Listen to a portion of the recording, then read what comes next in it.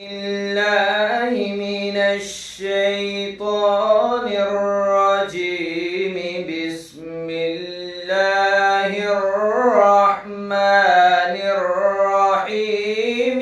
أرأيت الذي يكذب بالدين فذلك الذي يدع اليتيم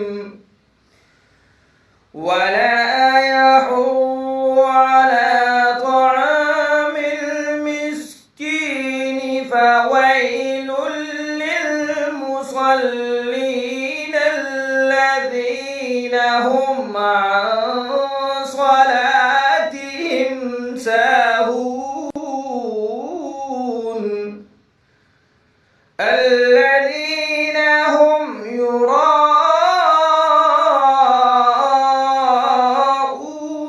ويمنعون الماعون.